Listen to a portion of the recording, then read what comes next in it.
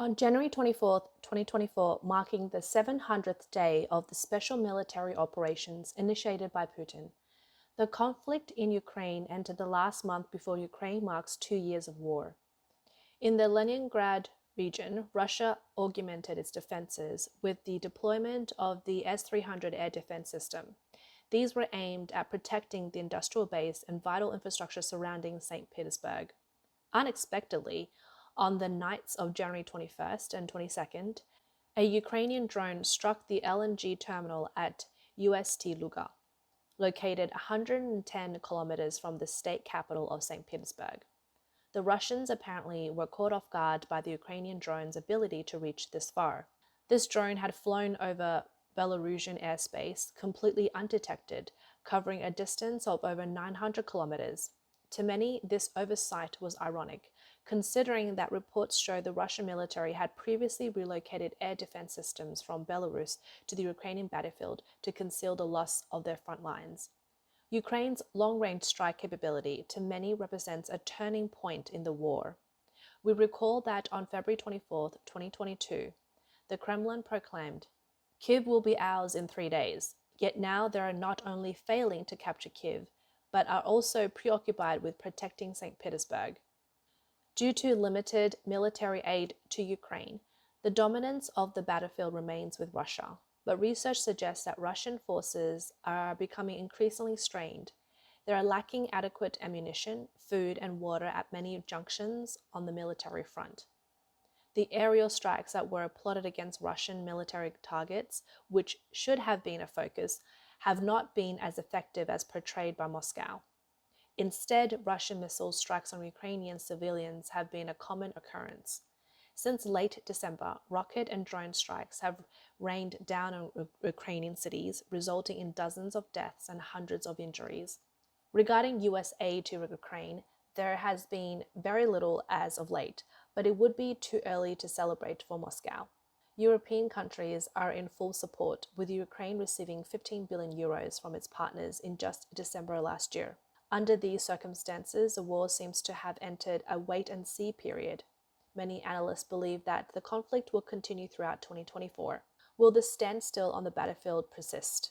Based on what is known about the Russian military since February 24, 2022, Russia is no longer conducting decisive large-scale offensive operations, but this doesn't rid them of chances to win local battles. According to some experts, if Avdiivka falls to Russia, the Kremlin would celebrate as grandly as it did after the victory in the Battle of Berlin in 1945. Now, looking at Russia, their economy is far from ideal, directly impacting their war efforts. Despite denials from the media machinery, sanctions have indeed been effective, limiting supplies of semi-finished products and equipment necessary for military production. Data shows since the summer of 2023, there has been no increase in military production. Instead, the Russian military is increasingly relying on low-quality ammunition made in North Korea.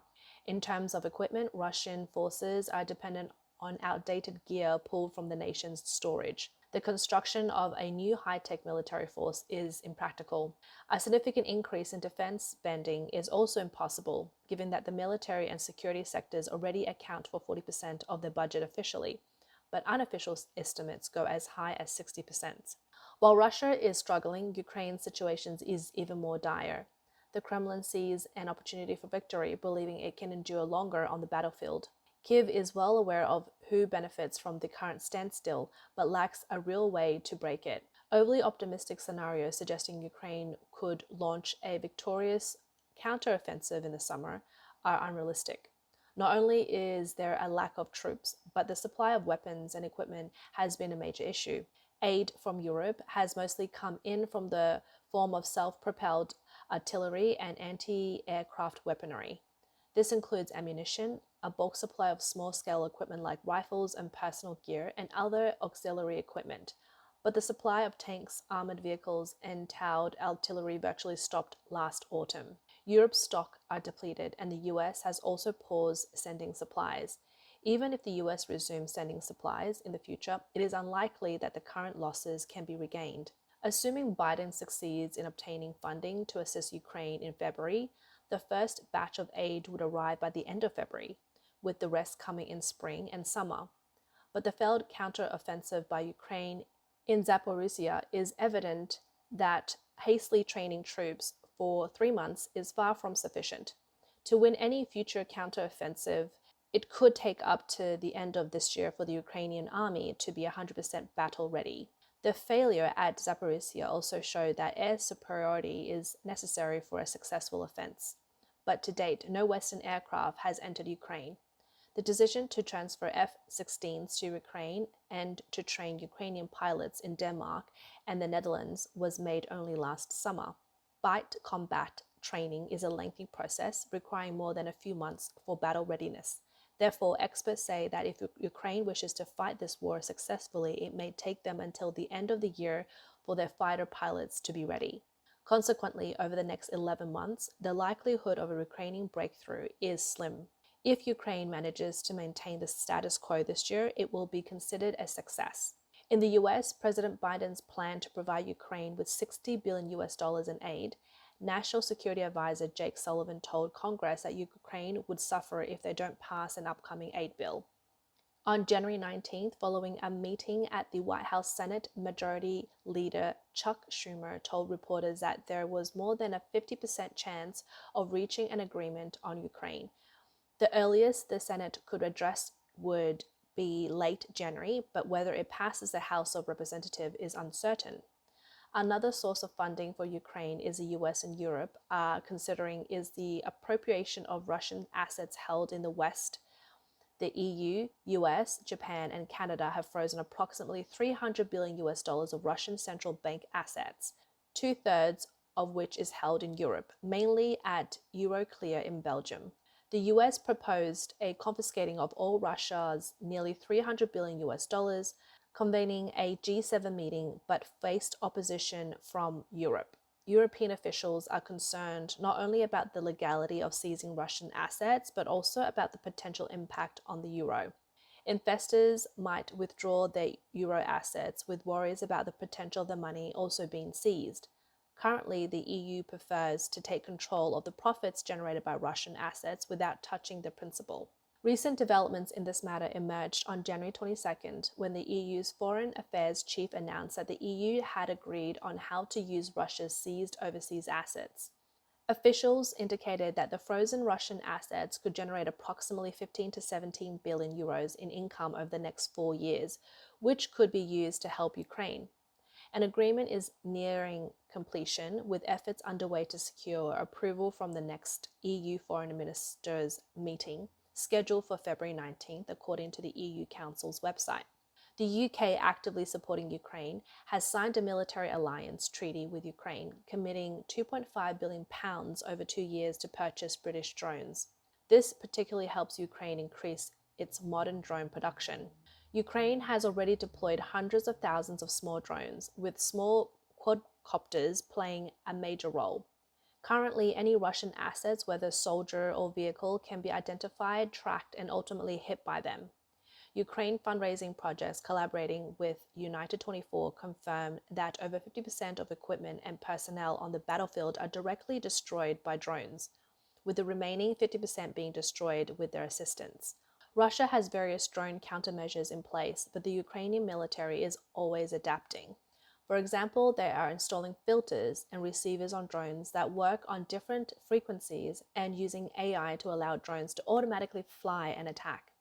Zelensky says that by the end of 2024, the Ukrainian military will have 1 million drones and will also train a larger number of drone operators to command drone squads for battle. Ukraine's latest inventions are drones capable of carrying machine guns and small rocket launchers. In fact, they've even built an all-drone attack force comprised of various types of drones. This month, Belgorod, Russia became the front line. Residents fled the city in fear of debris from Ukrainian and Russian missile blast. Both the local authorities and the military lost control of the situation. Surprisingly, the city even lacked basic air raid shelters. Meanwhile, Ukrainian drones intensified effective strikes on key targets in Kursk, Bryansk Oblast, Tambov, St. Petersburg, and other locations. The General Staff of the Armed Forces of Ukraine Intelligence Directorate and the Security Services of Ukraine, in collaboration with local guerrilla squads in Moscow, Chelyabinsk and on major railways carried out numerous success sabotage operations. The war had finally reached Russian soil. The next question is, what would happen if Donald Trump returns to the White House on January 21st, 2025?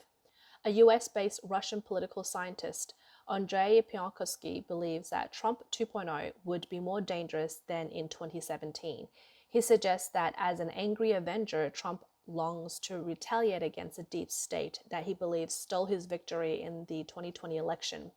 The European politicians who insulted and scorned him during his first term and Ukraine. For over 3 months, some of his supporters in the House of Representatives have been obstructing aid to Ukraine, even threatening to remove the speaker if he decided to put the issue to a vote.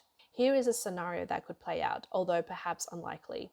As Trump vowed, within the first 12 hours of his presidency, he would stop the war in Ukraine by halting arms supplies to Ukraine. As president, he states that within the first 12 days, he will accept Putin's ultimatum to NATO in December 2021 and tell Ukraine to pack up and return to the Baton-Zugavishvili line of the 1945, where the Iron Curtain fell. It's January 22, 2025, in Riga, Latvia, capitals a group of radicals claiming to be veterans of the Great Patriotic War stage an aggressive march. In Narva, unidentified individuals in green military uniforms violate Estonian national symbols. A series of border incidents occur in the Suwalki Gap and along the Russian-Finnish border. In Tallinn, a pro-Russian protester dies in a clash with police. Moscow issues stern warnings to half a dozen NATO member states, accusing them of Russophobia and reviving Nazism. Deputy chairman of the Russian Security Council, Dmitry Anatolovich Medvedev, suggests this selective use of nuclear weapons by Russia. Naturally, all eyes turn to Washington and Brussels. Several NATO member states, feeling threatened, request the activation of Article 4 and 5 of the NATO Charter. But NATO headquarters is unable to express any position as the US, who is a principal leader in NATO, does not participate in consultations about activating Articles 4 and 5. By the evening of January 25th, Hungary, Slovakia, and Bulgaria announced their withdrawal from NATO. Finally, on January 26, Trump appears on global television, announcing that at the invitation of Putin, he would immediately travel to Moscow to strike an outstanding deal ensuring peace and serenity in Europe. To the NATO countries seeking security assurances, he promises, "You will like this deal." Putin personally welcomes Trump at the airport. The two leaders waste no time in discussing the details of their historic deal. After talking with Putin, Trump returns to Washington. While he steps out from his jet, he energetically waves to the crowd, holding up several sheets of paper. The content of these papers are shared to the nation a few hours later. "My fellow Americans, our new geopolitical partner Putin and I have concluded that NATO, an organization created in the mid-20th century, can no longer effectively ensure the security of the European continent. Its blind mechanical expansion has led to a major war in Europe.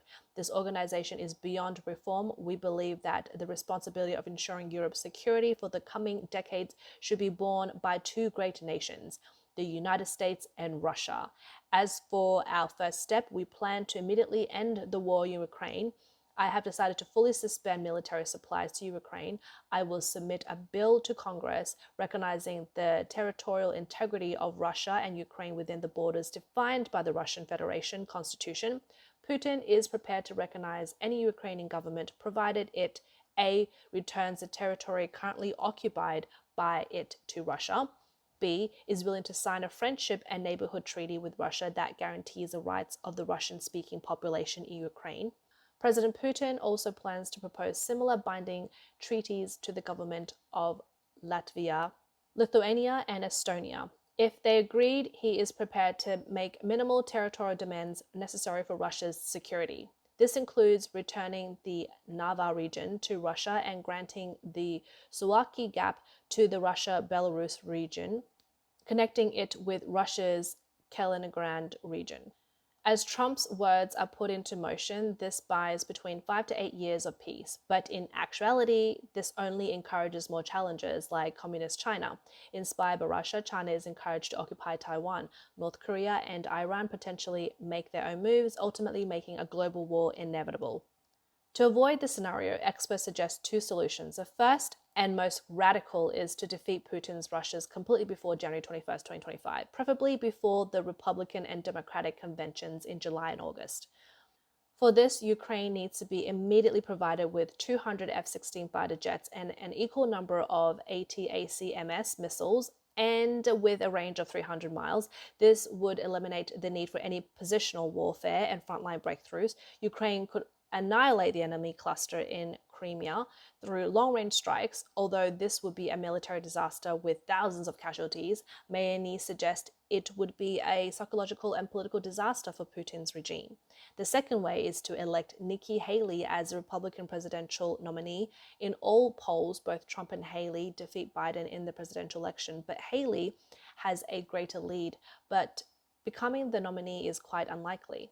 But even if the Republican Party nominates Trump as its presidential candidate at the July National Convention, nothing can stop the Democratic Party from nominating Nikki Haley in August. She has a more global vision than Trump. She says that military aid cannot stop and must be increased for Ukraine, and sanctions on Russia should be intensified.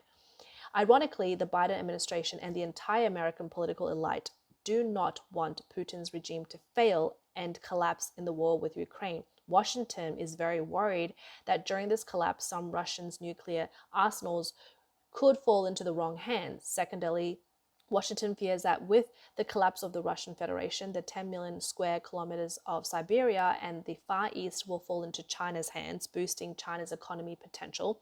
Washington views Russia as a temporary minor enemy, while China is seen as a real significant adversary of the US. Is this scenario feasible? Perhaps not, but it is one pushed by the mainstream.